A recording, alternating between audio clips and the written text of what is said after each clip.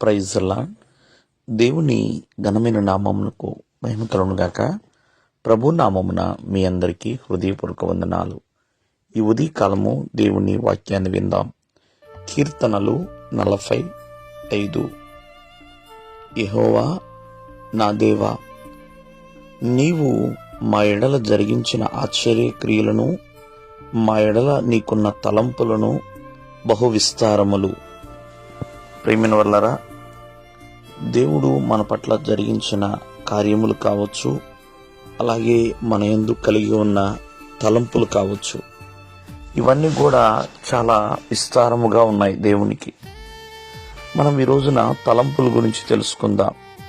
భక్తుడైన యోబు అంటూ ఉంటాడు, మరి ప్రతి ఒక్కరి తలంపులు కూడా దేవుడికి తెలుసు అని. ఎందుకంటే మన మదిలో తలంపు రాకమునిపే ఆయన ఖచ్చితముగా వాటిని ఎరిగి ఉన్నాడండి. అంతేకాదు, దేవుని తలంపులు ఎంతో ప్రియమైనవండి, అవి ఎంతో ఉన్నతమైనవి అని దేవుని యొక్క వాక్యము సెలవిస్తుంది. ఎందుకంటే ప్రతి తలంపు కూడా న్యాయయుక్తముగా ఉండాలి, నీతితో కూడినదిగా ఉండాలి. ప్రియమైన వర్లరా, అంటే ప్రతి ఒక్కరి తలంపులు దేవుని తలంపుల్లాగా ఉండకపోవచ్చు. ఎందుకంటే దేవుని తలంపులు వేరు, మనుషుల తలంపులు వేరు. ఎందుకంటే దేవుని తలంపులు ఎప్పుడు కూడా ఎంతో ఉన్నతముగా, ఎంతో హెచ్చుగా ఉంటాయి. కావున అటువంటి తలంపులు మనిషి ఆలోచించలేడు. కానీ ఒక నీతిమంతుని తలంపుల వలె ఉండాలని దేవుని యొక్క వాక్యము సెలవిస్తుంది.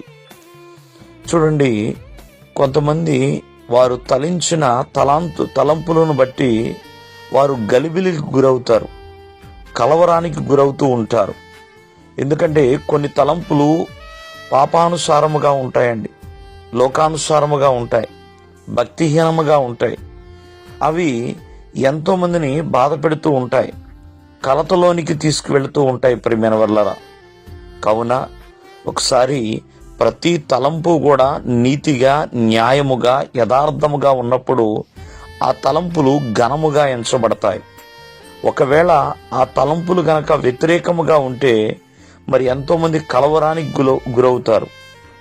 కావున మనకు తలంపు పుట్టక మునిపే దేవుడు ఎరిగి ఉన్నాడు కాబట్టి ప్రతి ఒక్క తలంపును దేవుడు తెలుసుకుంటున్నాడు. ప్రియమైన వర్లరా, కావున ప్రతి తలంపు విషయంలో దేవునికి తెలుసు కాబట్టి ఎంతో జాగ్రత్త కలిగి, అయ్యా ఏ తలంపు కూడా నాయన నన్ను కలవరానికి గురి చేయకుండా ఉండునట్లుగా, నా ప్రతి తలంపు నీతిగా, న్యాయముగా ఉండునట్లుగా నన్ను బలపరచండి తండ్రి అంటూ ఎల్లప్పుడూ ప్రభువుని ప్రార్థన చేయాలి.